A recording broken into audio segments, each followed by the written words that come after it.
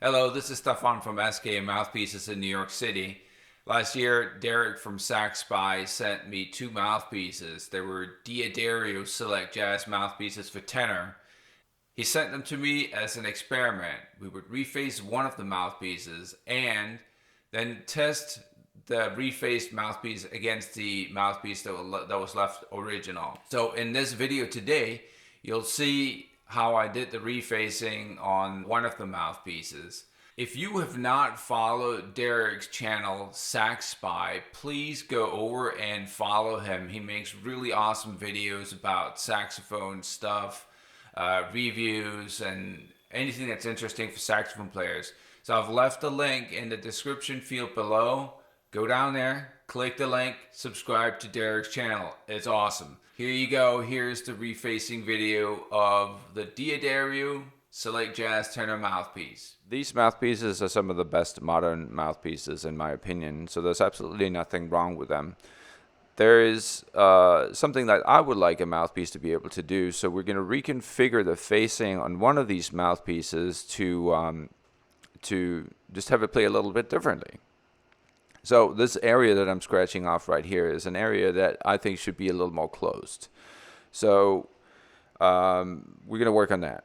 But the first thing we're going to work on is the tip rail and the side. So the tip rail, if you match it to fit the tip profile of a reed exactly, it responds much faster and cleaner. So it becomes easier to play. So here I'm polishing it off on the side. For the baffle is a little tricky, and there are many different opinions about it. But in my opinion, if you scratch a needle file behind here and it actually scratches a little further down on the file on the baffle and not up here, it causes a bunch of resistance. And so you can take that area down. It doesn't really lower the overall baffle, but that particular spot needs to be lowered down to create better airflow.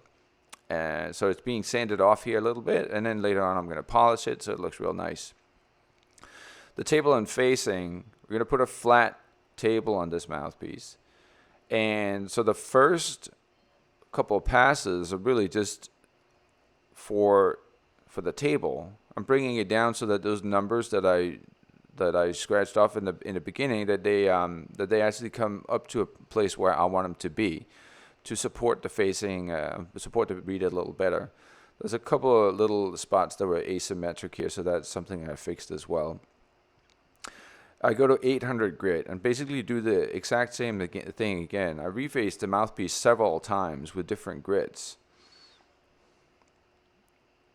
And here, starting to create the break, so it comes back to where the facing should be starting, catching a couple of flat spots. So here it's 1500, and so I start with the 400 grit sandpaper. We go through 800, 1500, 3000, 5000, and we actually usually end up at 7000 grit. That gives a better surface. It's a little more sturdy, and it also looks better. So that's the end product.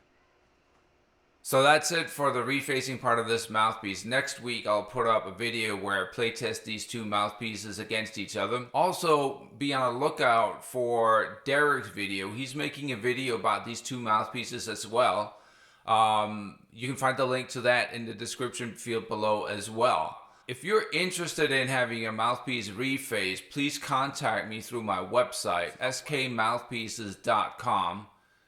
And you'll find that link in the description field as well. Thanks again for watching. Till next time. Bye.